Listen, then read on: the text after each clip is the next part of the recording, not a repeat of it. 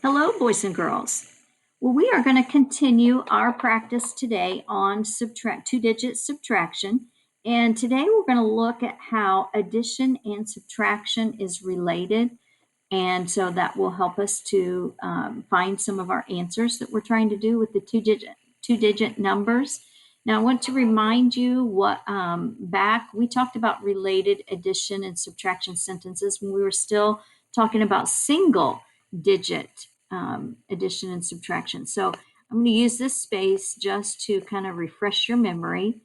If we were trying to find 9 minus 6 and that it equals something, we can think about a related addition sentence of 6 plus something equals 9. Now, these are related sentences because they all have the same, both of these sentences have the same numbers in them. There's a 9 in the subtraction problem, and there's a 9 in the addition problem. There's a 6 in the subtraction problem and a 6 in the addition problem. And then these numbers are going to be the same. So 6 plus 3 equals 9. So we know that 9 minus 6 equals 3 because these are related sentences, related addition and subtraction sentences.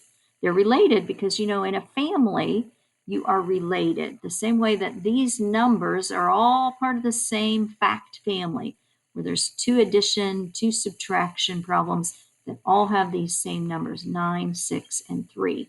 You can do that with lots and lots of different numbers. Okay. I'm going to get that phone later because I've had a hard time getting this recording in today. I've already restarted several times. So I'm going to keep going. And we're trying to solve 50 plus 30. Okay. So if we think about 50 is the same as how many tens? Oh, I hope you said from our previous lessons that 50 is the same as 5 tens, isn't it? Okay. And then 30 would be the same as 3 tens, isn't it? And so we put these all together and count by tens. Here's 10, 20, 30, 40, 50, 60, 70, 80. 50 plus 30 equals 80. Now, let's make a related subtraction sentence that goes with this. Now, I'm going to remind you that in a subtraction sentence, you have to have the biggest number. So in order for these to be related, we're going to be using these same numbers right here. Which one is the biggest? Yeah, 80. So 80 has to go before the minus. And then we can get the other parts, and it really doesn't matter. Okay, we can put 80 minus 50 equals 30. Or here's another related sentence is 80 minus 30 equals, you got it, 50. Both of these are related sentences. Okay, let's look on the back for some more practice. All right, so if we were going to solve, get my pen here. If we're trying to solve now 70 minus 20, okay, then to find 70 minus 20, we could think 20 plus 50. Oh, why is that bouncing? Sure wish I could control that. 20 plus 50 equals 70. Because remember, 2 plus 5 equals 7. 2 tens plus 5 tens equals 7 tens. So 70 minus 20 equals 50. They are related. They have the same numbers. There's 70 and 70, 20 and 20, 50 and 50. They are related. All right, so let's see if we can do these down here at the bottom. Use related facts to add and subtract, okay? 10 plus what equals 30? Whatever number we put in here would be the same as 30 minus 10 equals blank, because we've got 10 here, we've got 10 here, We've got 30 here and 30 here, so these two numbers are going to be the same because they're related. Now we just have to figure out what that is. Well, 110 plus how many more 10s would equal 30? Put 10 in your head and then count on by tens. 10, 20, 30. That would be 2 10s, wouldn't it? And 2 10s is the same as 20. All right, let's look at number 2. 30 plus what equals 60? Well, put 30 in your head and count on by tens. 30, 40, 50, 60. How many tens is that? 3 10s. Well, 3 10s is the same as 30. So if 30 plus 30 equals 60, 60 minus 30 equals, you got it, 30. All right, 40 plus blank equals 50.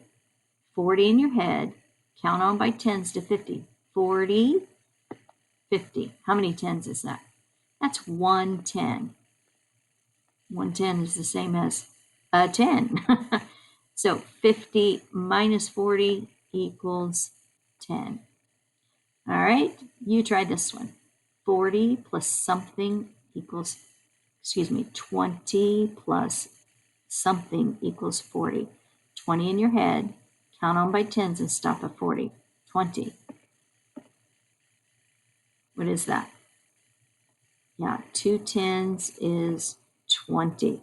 So if 20 plus 20 equals 40, 40 minus 20 equals 20. All right.